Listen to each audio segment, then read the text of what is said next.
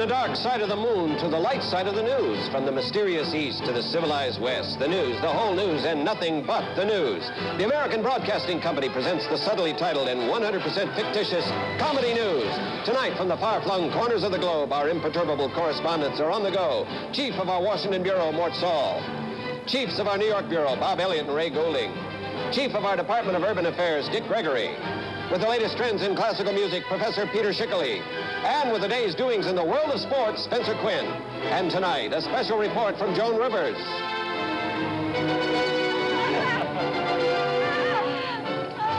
Good evening, I'm Andrew Duncan, and I'll be bringing you all the news from the far-flung corners of the globe. And I'm Kenneth Mars, and I'll be bringing you more news. Hello, I'm Fanny Flagg, and I'll be bringing you news from the world of women along with Anthony Holland. Offering you my humble comments and critiques on the disparate worlds of arts and leisure along with... Marion Mercer, along with Wally Weather, hoping it's not going to rain on your parade. And now the news. It's all yours, Andrew. Thank you, Ken. In Washington, the President's Commission on Drug Abuse, after personally experimenting with marijuana, not only recommended its legalization, but absolved the Russian war debt and exonerated John Wilkes Booth as well. The Vietnamese government's attempt to convict alleged communist conspirators resulted in a hung jury this afternoon, and President Thieu is reported to have ordered his men to keep on hanging juries until a verdict of guilty is achieved. President Nixon's friend, B.B. Rebozo, held a press conference today and admitted he has a silly name. Philip Grosham and Stella Curtin, who perform as human cannonballs for Ringling Brothers Circus, were married today. After the ceremony, they were shot into a nearby motel room. A weather accident occurred in Kansas City today during an outdoor performance of Swan Lake. Ballerina Lori Valley had just gone into a spin when a tornado touched down in the center of the stage and screwed her 15 feet into the ground. In a recent crackdown on streetwalkers who have actually been using street locations as opposed to the customary motel rooms, undercover agents have taken to the streets and making on-the-scene arrests. With the cooperation of Vice Squad officials, we here at Comedy News installed a hidden camera across the street of an undisclosed location to show you the carrying out of one such arrest.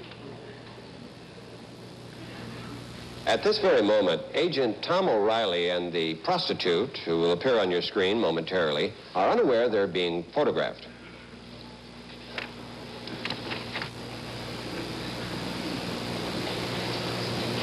Now, you see Agent O'Reilly and the alleged streetwalker obviously coming to some point of agreement.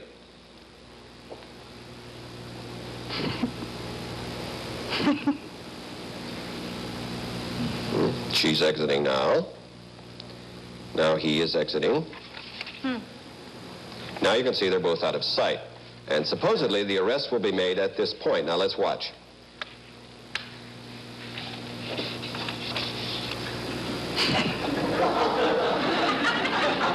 Well, it should be any moment now. Actually, what we're waiting for is the officer to emerge, and you should see the arrested woman in handcuffs.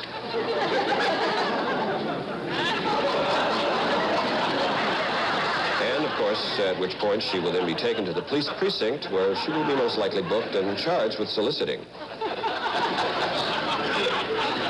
Well, what Officer O'Reilly was probably doing there at that moment was making sure that his evidence was right and that the young woman, the alleged streetwalker, is indeed just that. Now, a premature arrest, of course, would, well, by the alleged lady of the evening, so to speak, would oftentimes be dismissed in court, so they have to be very careful on those things. Oh, yes. Like evidence and so on. Anyway, we're going to go to a commercial now, and we'll come back later and see how that arrest is ensuing.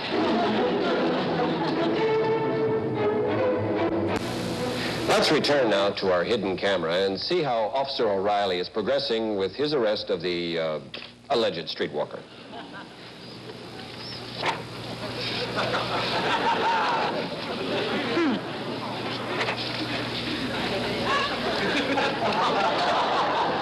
Camera's still holding on the hedge. Well, looks like nothing doing there. At least in front of it. Well, prostitutes are a dime a dozen, but I'd give $1 million to know who grew that hedge.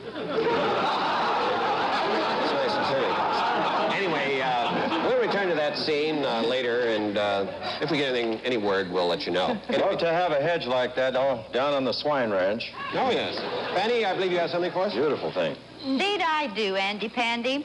Abusive signs and other marks found on a figure recently unearthed in an Egyptian pyramid led scientists to believe that they have discovered the world's first unwed mummy.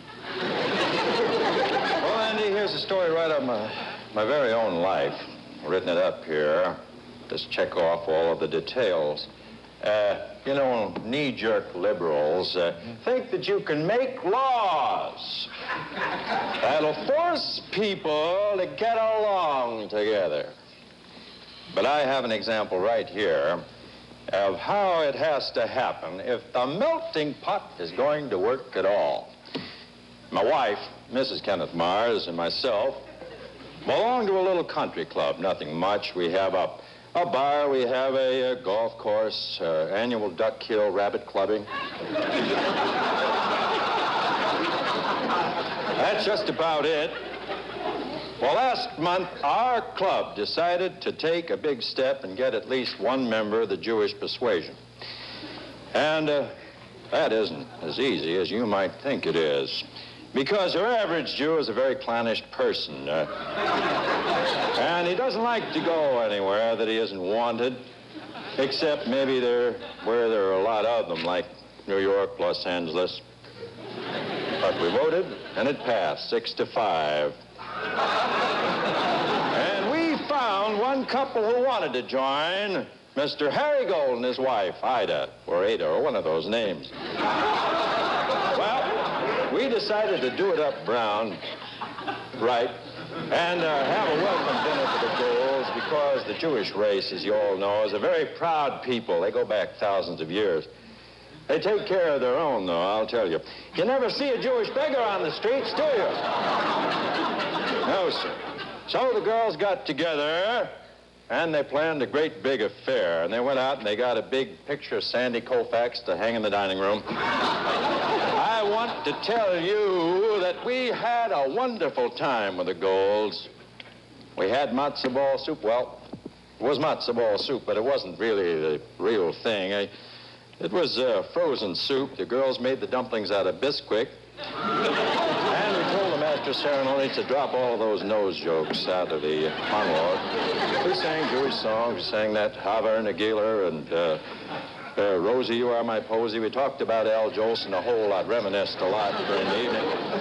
I just want to tell all the bleeding hearts out there, you can make all the laws you want. But if you want to make a Jew feel at home, you could do a whole lot worse than to follow what the girls in our club did. Because I want to tell you, at the end of that evening, irregardless of what you hear about Jews being heartless, there were genuine tears in Harry Gold's eyes. Oh, that's lovely. A lot of action in Washington today, so now we're going to the chief of our Washington Bureau, Mort Saul. Mort? Yes, just as a footnote to what Ken Mars was pointing out about the integration of various ethnic blocks in our society, which we only call upon usually every 4 years to vote as blocks, and we ask them to integrate again, which of course can't be legislated, as Ken pointed out. The very director of our Washington crew is of Jewish extraction. And I don't know who extracted him, but he's of Jewish extraction. His father happens to be my dentist by coincidence, Dr. Shapiro, and his son is our director, Bob Scott. Anyway, to continue here, I see that crime is up 47% in the White House. And, of course, we're still feeling the shockwave of the inaugural, one of the gayest nights that Washington has ever had, but under control. Because, you know, President Nixon is a controlled man even when he's overjoyed. In the recent unearthing of some letters auctioned off by Charles Hamilton, Professor Albert Einstein wrote to Freud, he said, man can determine how we got here, but he can't determine why we got here. I'd say that President Nixon is an excellent example of that. at the inaugural, if you'll think about it. Anyway, the inaugural festivities were great. Meyer Davis played for dancing. There's a little nostalgia there for the college people. And the president's cabinet is all college people, City College, College of Dentistry, people like that. And then it ended up with a funny sketch in which Jack Webb arrested Frank Sinatra. They played symbolic roles. Now, to turn to a more serious area, dissent. There were a lot of people running around with signs to embarrass the president, as many as 60,000. And they all had various signs. You know the stuff, 1, 2, 3, 4. We want to get out of the war, which is iambic pentameter and so forth. A little bit simplistic and non-sophisticated, I would say. If you're going to oppose, you should learn to articulate your viewpoint, of course. One guy in front of the White House had a very large sign, and it said, President Nixon has carried on a continuity of Lyndon Johnson's policies as opposed to the promise he made to change Lyndon Johnson's policies, and this is a direct contravention of his oath of office. It was a large sign, and it was windy. The guy was having a lot of trouble with it. So anyway, he was arrested by the FBI, and he's been charged in federal court with passing federal secrets. Now, the other case, Daniel Ellsberg is on trial in the Pentagon Papers case, and I have a picture of Daniel Ellsberg here. Underneath it, it says, I lost my job through the New York Times. And a little later in the program, we have unearthed some papers of how Hitler died in the bunker, for those of you who are interested in nostalgia. And if we have enough time, we'll play our favorite game, trivia. And the question for you to ponder until I come back is, who was president in 1968? See you a little later. Back to you, Lawrence. Ken, I think you have something. Our next item has Fanny taking a look at the world of those Eastern religions that are subverting our natural American religious heritage. Yep, there's a new grassroots movement that is capturing the imagination of young people. Karma, Hare Krishna, Jesus freaks. What next? Would you believe Hangarne? Once again from New York is Ray Goulding, who's standing by with a special guest. Time for today's Face in the News. And today's face is a red one. It belongs to truck driver Joseph Swanson. Well, Joe, how do you like to have your picture in the paper? Well, pretty good, but it's not the first time my picture's been in the paper. Once when I was 13, there was some kind of epidemic around, and a picture of me standing on line waiting to get a shot from the doctor made the paper. Well, now, the picture of you that appeared in the paper, yesterday, that is, was one showing your truck wedged in under the Harvey Township underpass. Was it as enjoyable as the picture you just discussed, the one when you were a kid? Well, the picture of me standing in front of my truck shows me... With a perplexed look as you stare at the contents of your truck all over the road? Yeah, well, I like the one when I was 13 better, really. I was much lighter then and wirier. Sure, sure. I look like a jerk in this latest picture. Would you tell our viewers about your poor height judgment, Joe or Mr. Swanson? Well, Ray, you know, life is a matter of inches. In baseball, you can hit a ball 1/10 of an inch away from a fielder. A safe could fall out of a building and miss a guy by 1/2 an inch. That's right, yeah. Sometimes 3/4 of an inch could be the difference. Look, I agree. Life is a matter of inches, Mr. Swanson. Right. Right. Now then, how high was the underpass, and what was the height of your truck? Well, the underpass is 11 feet high. Yeah. And my truck from the pavement up runs about 27 feet. That must have been quite an impact there. Yeah, it's funny the way it happened. Yeah. I was approaching the underpass when I noticed the skull on the gear shift stick. Yeah. It wasn't screwed on tight. The head was facing the instrument panel. Oh, and that threw you off, is that it? Certainly did. Next thing I know, boy, whammo. Lucky you didn't get hurt. Well, I was lucky at that. The protection of foam rubber on the dashboard saved me from that. When I hit the underpass, I was thrown against the dashboard and snapped back into the van of the truck. I see. Well, now, in the picture, Mr. Swanson, you're standing at the contents of the truck, scattered all over the road, and just looking at it. Looking at them, right. Would you tell the viewers what you were transporting at the time? I was transporting a load of office equipment, desks, swivel chairs, filing cabinets, waste baskets, desk sets, desk signs, coat racks, water coolers, all stuff like that. And the picture shows the furniture all over the street. Yeah. Now, I also noticed a man sitting in one of the swivel chairs that was thrown off the truck. And he's got both thumbs, you know, under his suspenders, and he's wiggling his fingers and smoking a big cigar. Do you know him at all? No, I don't know. He was some wise guy making believe he was an executive, came by. A lot of guys kid around when something like this happens, you know. Then I also see a man with a feather duster going over your truck, you know, with mock sincerity. Yes, yeah. Well, how does your boss feel about all this, Mr. Swanson? Well, I'm very lucky there. I'm my own boss. Oh. So I have nobody to answer to. All the damages I've just paid myself. Well, you're indeed lucky, Mr. Joseph Swanson. And again, our thanks for being such a wonderful face in the news. ABC's Wide World of Entertainment. Tomorrow, TV Times with anchorman Roger Grimsby. Guests, Terrence O'Flaherty. It was a season for cops, sex, doctors, and violence. Candy Stroud of Women's Wear Daily.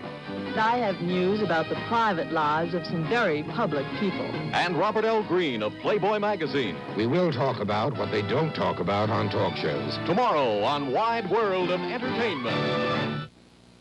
Here's a sad bit of news in the Human Interest Department. After 23 years as a taxi driver, Fred O'Hara had to retire when he lost the use of his gesture finger.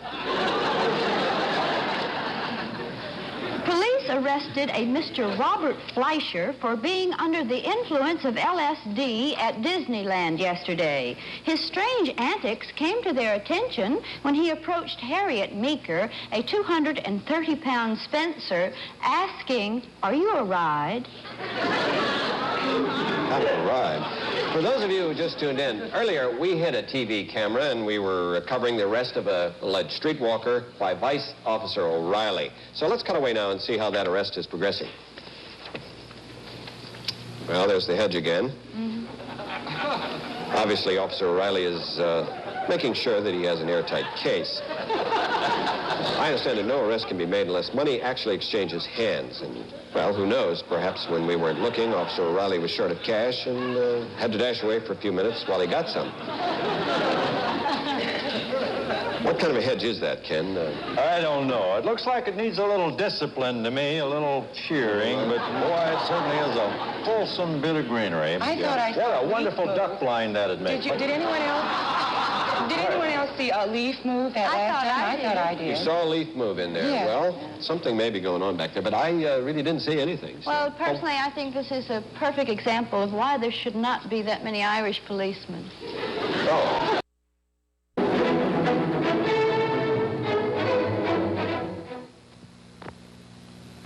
In the beginning, there was the broom. It was better than nothing. Then came the first vacuum cleaner, the first uprights, and the first canister.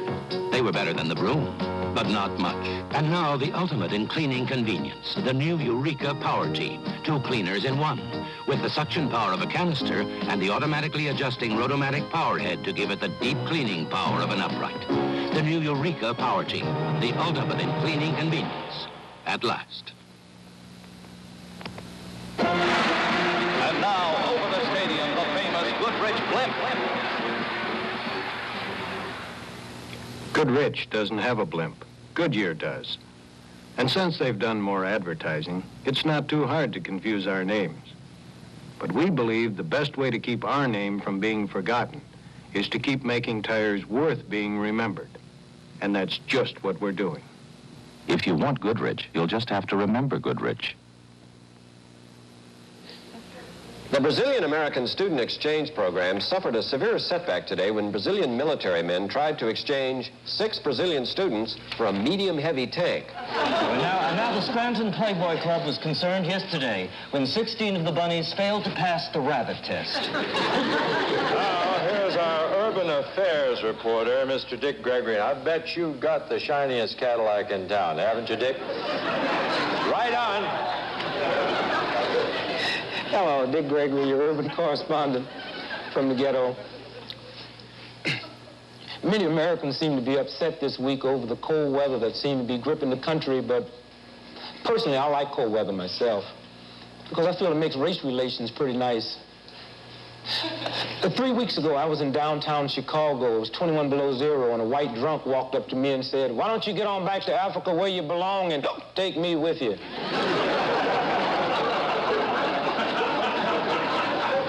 I was reading the Wall Street Journal this morning, and they seem to be very concerned over the fact that they seem to believe that America is headed into another depression, which won't affect black folks at all because we never came out the last one.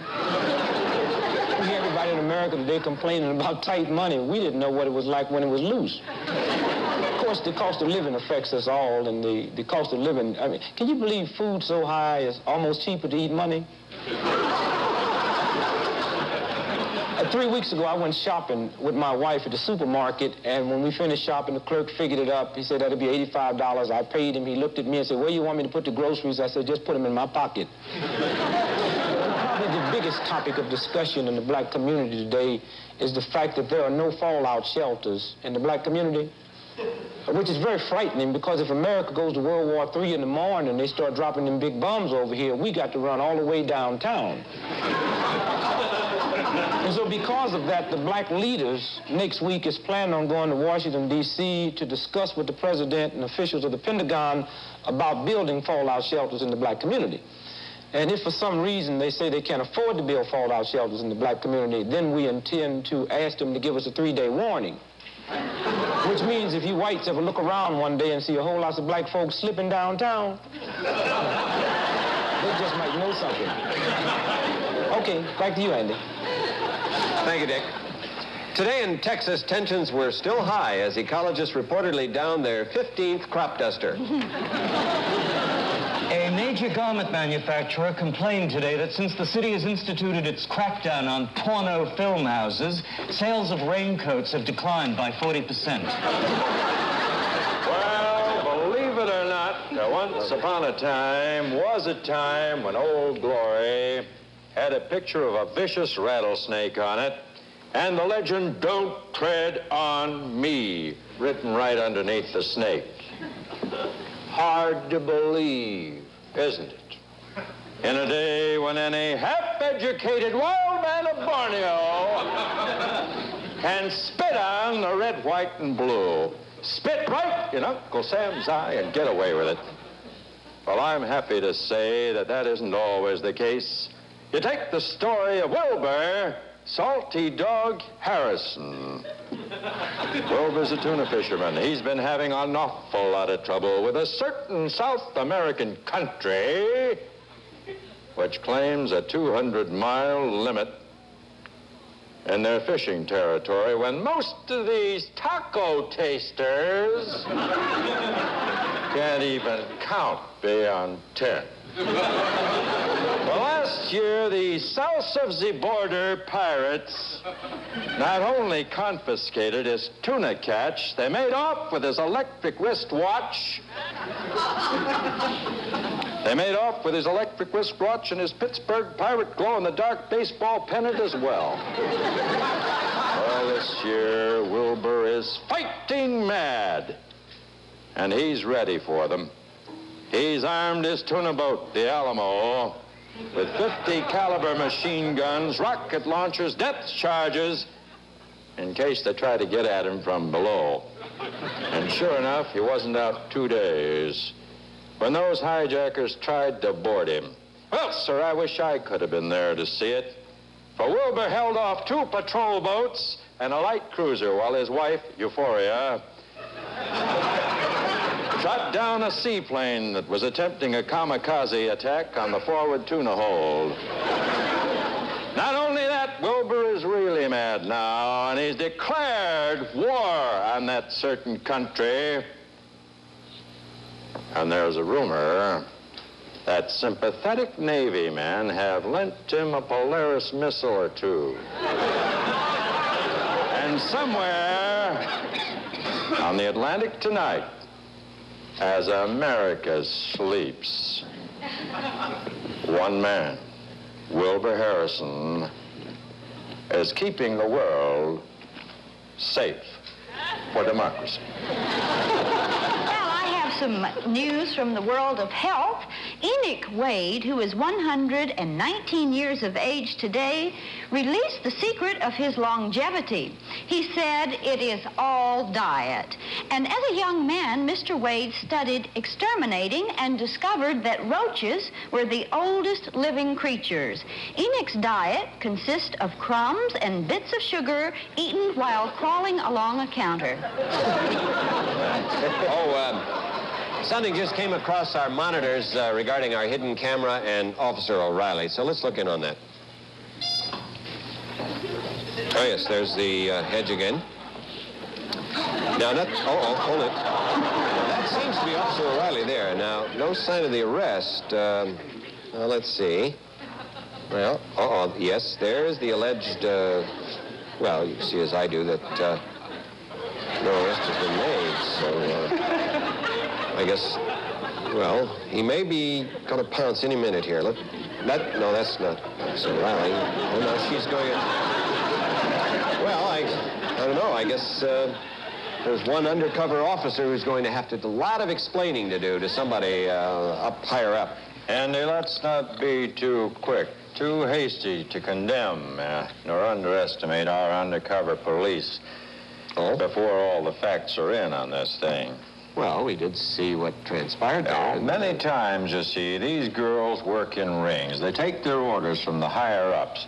And it may be that in this case, Officer O'Reilly is after bigger game. No, I didn't think about that. That's a very good thing to Well, think about it a little bit. Right, Ken. All right, we'll be right back after these messages.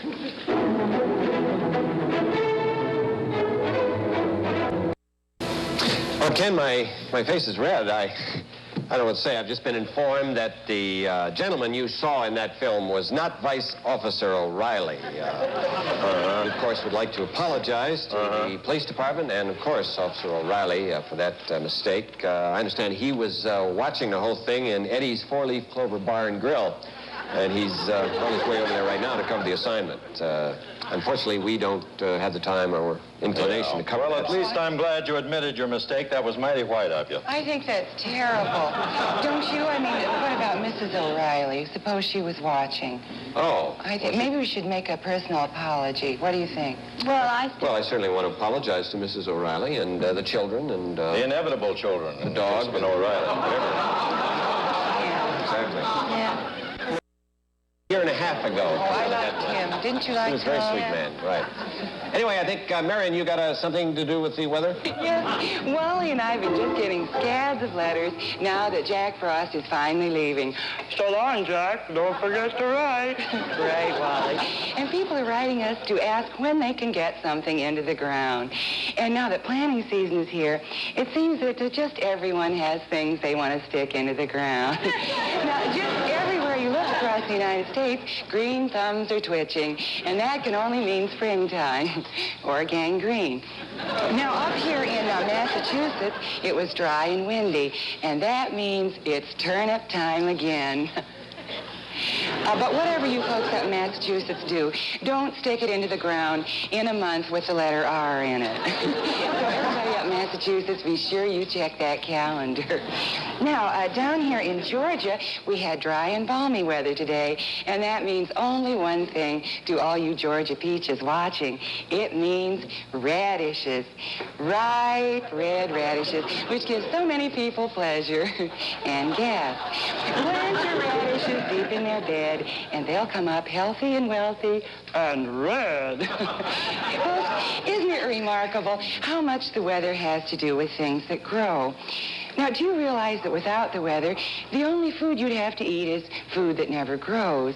And since all food grows without the weather, why, most of us would probably starve to death and perhaps die.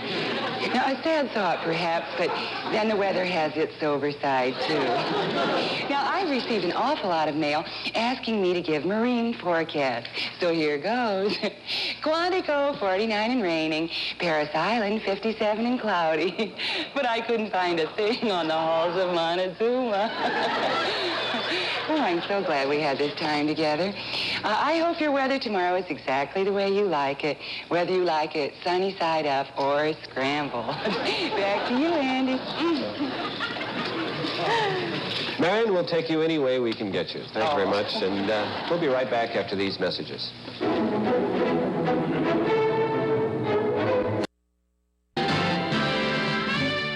Dick Cavett's lineup of stellar guests includes funny man Rob Reiner, naturalist Jim Fowler with some of his unusual animals, nuclear physics expert Herman Kahn, Governor and Mrs. George Wallace of Alabama, comedian Sandy Duncan, singer Sarah Vaughan, and anthropologist Colin Turnbull. Meet them all on the Dick Cavett Show next week on ABC. Now here's Anthony Holland with a review of last night's opera at Madison Square Garden. Tony? Oh, thank you, Andrew. Thank you. The cultural world of New York was given a jolt last night from the Metropolitan Opera Company's benefit performance of Carmen. Problems began yesterday afternoon when maintenance workers at the arena went on strike following the hockey game between the Rangers and the Chicago Blackhawks. This meant that the opera would have to be performed on ice or not at all. Well, after considerable deliberation and the grand show business tradition, the members of the company decided to go ahead. Well, the first sign of trouble came during the opening solo when Carmen hit a high C, slipped and skidded 35 feet into the visiting Blackhawks net. A short time later, Anthony Fusco, the new Italian tenor, playing Don Jose, Carmen's lover, during the chase scene, started too fast and slammed Carmen into the boards with a vicious body check, breaking 3 fingers on her left hand. Fusco ended up singing the famous Flower aria from the penalty box. Well, numerous injuries occurred in the second act when the Gypsy Chorus collided with the Spanish militia near the center face-off circle, crying hysterically. It was really pathetic. 3 sopranos and 2 altos slid completely off the ice, down 2 flights of stairs and landed in the Rangers' locker room. Amid the chaos, one gypsy was seen kneeling just inside the blue line, clutching his broken tambourine. The worst indignity, however, was suffered by Carmen's lover, Escamillo, a bullfighter. While singing his Toreador song, he was hit from behind by Rico Rizzo and his huge Zamboni ice-making machine. It seemed that Mr. Rizzo didn't believe in strikes and reported to work as usual. Well, after the performance, the entire cast was taken to St. Teresa's Hospital for medical treatment. Actually, I don't like Carmen very much. I'm very tired of it. It was perhaps the most interesting performance I've seen. Well, tell me, Tony, what was the score of that opera? Well, I think it was 3 sopranos and 2 baritons.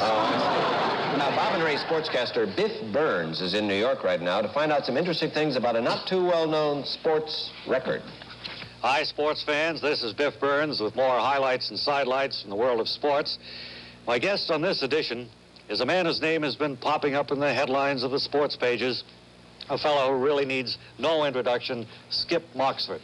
Well, thanks very much, Biff. But I think I may be a fellow who does need an introduction. It seems like wherever I go, nobody's heard of me. Well, that's a little bit of inside dope we find awfully hard to believe, Skip. After all, it's not every day in the week that a fella keeps a yo-yo going 42 hours and 26 minutes nonstop. Well, of course, it took me almost 2 days in the week to set the record, Biff.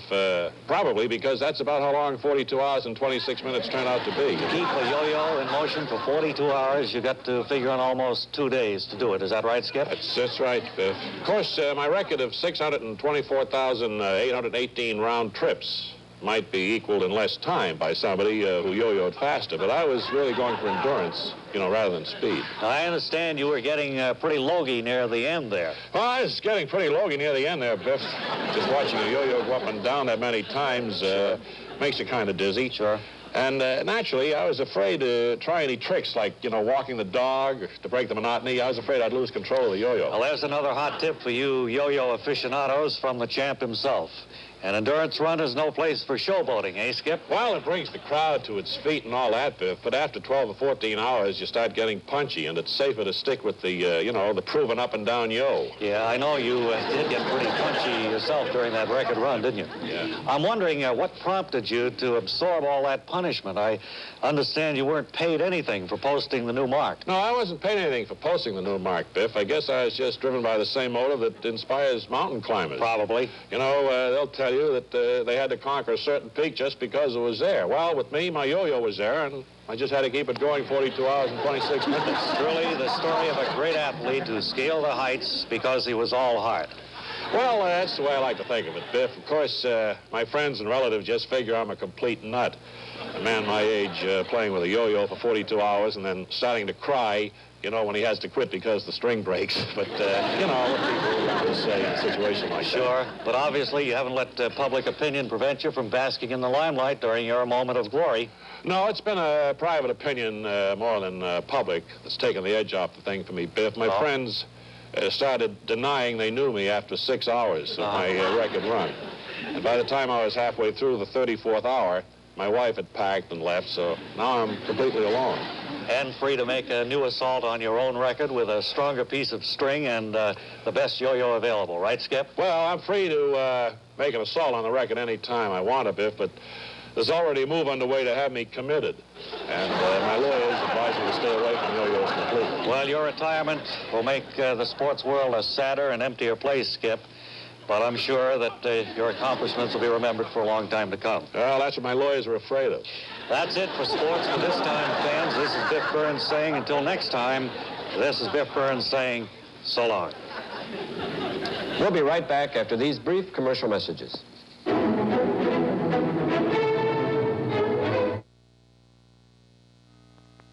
All he wanted was his father's attention. He finally found a way to get it.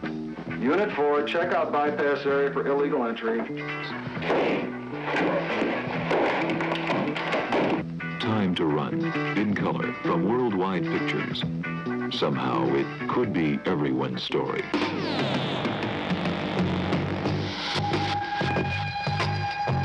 Limited premiere engagement now showing citywide. Hi, Mom. Anything I can do to help with dinner? You can cook it. Well, what can I cook that Dad and the boys would like? Hamburger helper, what I was planning. There are lots of flavors and it's easy to make. Just remember, all you need is 1 pan, 1 pound of hamburger, and 1 package of hamburger helper. For one happy family. This tastes great, Julie. Dinner with hamburger helper is one of my specialties. It's nice to have you and hamburger helper in the kitchen. My kids live in meat and potatoes country. And you know who knows it? Swanson. Look, a Swanson frozen entree. Just meat and potatoes, and good. Beefy meatballs with whipped potatoes, or Salisbury steak with French fries, or great fried chicken. Your meat and potatoes, gang. You can't beat these Swanson entrees. Just meat and potatoes, and good. It's the next best thing to your good cooking. Swanson makes it good. Here's NASCAR champion Richard Petty on the track in your kind of car. He's going to open your eyes to a real danger, reflected glare. Now watch. These are Cool Ray Polaroid sunglasses with the famous Polaroid lens that kills reflected glare and lets you see. When a pro says, "You'll never see me driving without them," shouldn't you listen? Cool Ray Polaroid sunglasses in over 100 styles and flip-ups for prescription glasses.